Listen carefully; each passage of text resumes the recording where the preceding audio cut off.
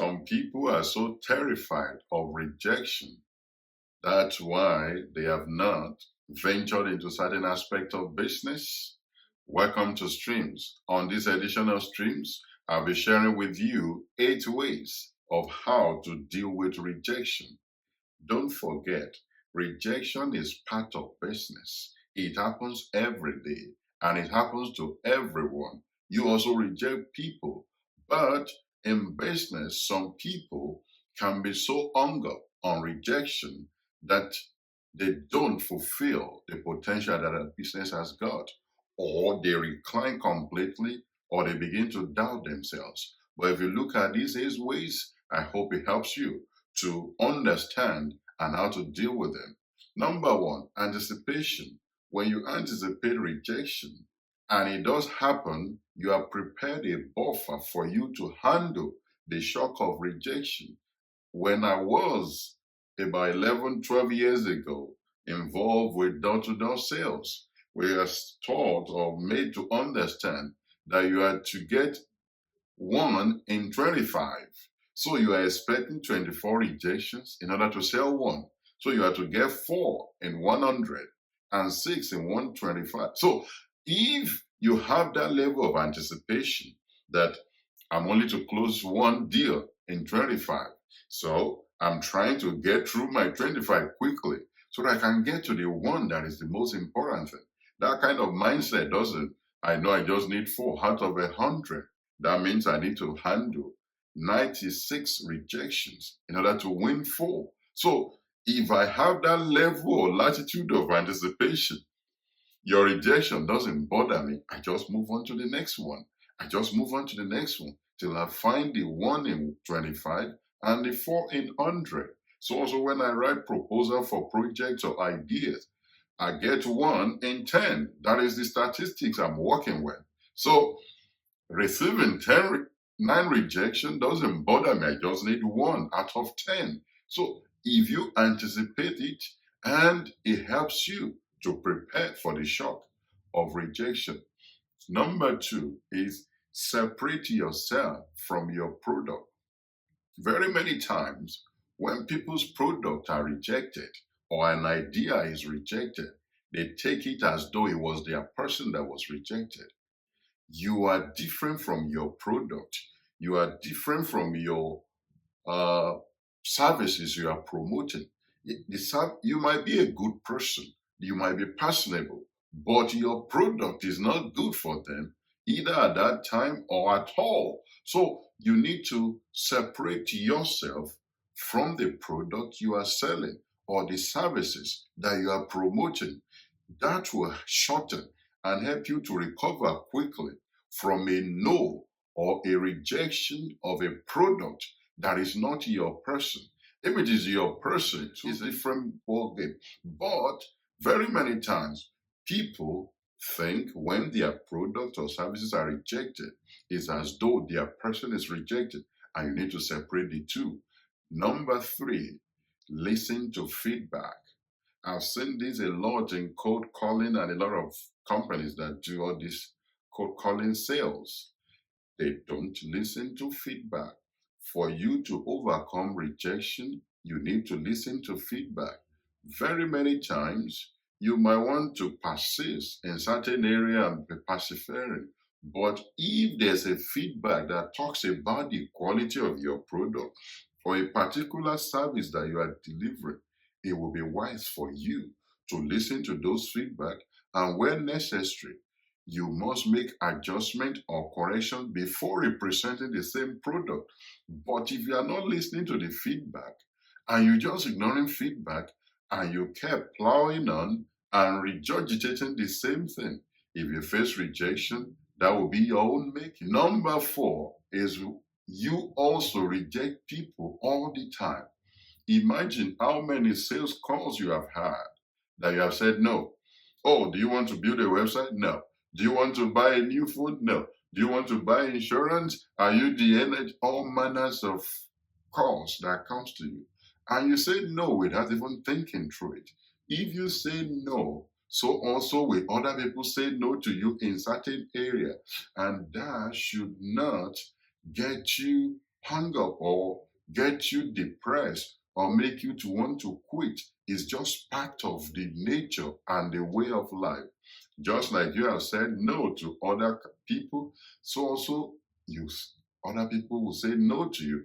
And as you say yes to other things, so also will you find people that will say yes to your product, as long as the quality of your product is right and what you are promoting had value or helps them to overcome a particular need or a challenge that they need to overcome, either in their life or in their business. Number five, test your pitch with a mentor or somebody skilled in that industry. Very many times, we have this twisted thinking where we are thinking something in our mind, but what is coming out of our mouth is different.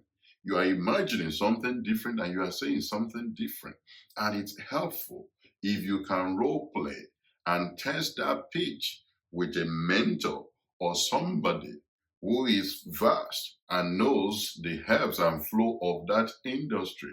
It's like this elevator speech. Role play your speeches and test it and be sure you are saying exactly what you think you are saying, so that you are not saying something else and you are not conveying a different message. So a role play and a practice is going to make a difference if you can do that. Number six, master your product and services. When you are going out to sell a product, master your product and services. Imagine yourself as the buyer. It's another role, kind of a role play. Don't just imagine yourself as the sales guy or the one making the pitch. Imagine the same pitch you are making being made to you. Will you buy based on that pitch? Will you check based on that pitch?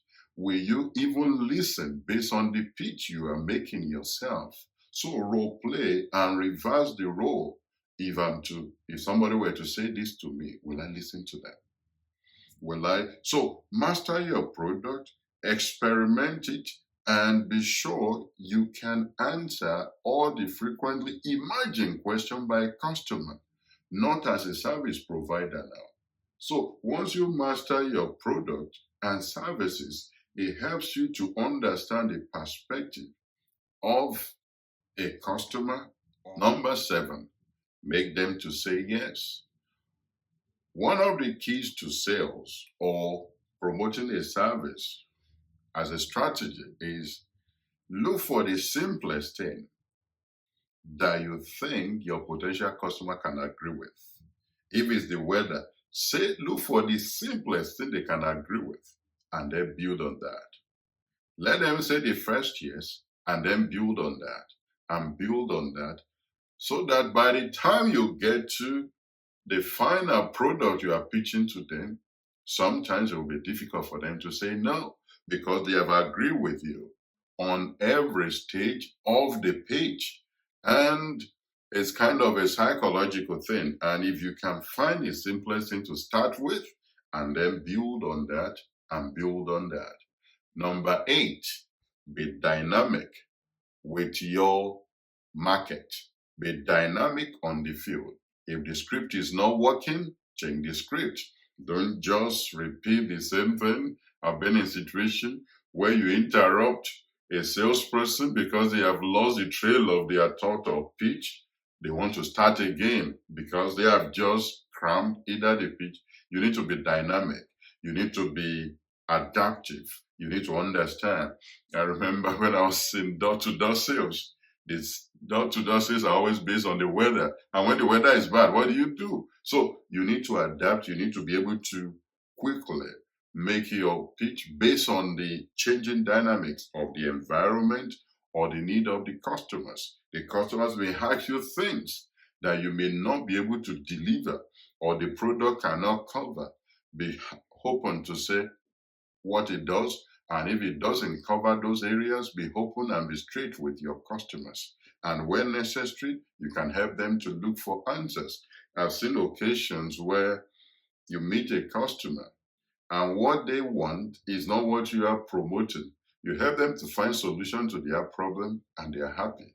to patronize you as well. So look at these 8 ways on how to handle rejection and take it easy. Rejection is not difficult. It's just one of the events that happens in the life of a business person. So reflect on them, dust up your team, not to be depressed or hung up based on past rejections. Go at it again, perfect things you need to change, where the feedbacks are good, correct things you need to correct, and you be the master of your own product when necessary. Role play your pitches or your script within your team. Listen to every one of your team and be sure you are conveying what you think you are conveying. If this is useful for you, other materials will come up at the end of this video and you can watch that in order to deepen your knowledge in your business and to skill your team up as well. But don't forget, subscribe to this channel. There's a logo here. Subscribe, and all the notifications and more materials will be notified to you once they are uploaded. Thank you for watching, and I'll see you on the next episode. Bye for now.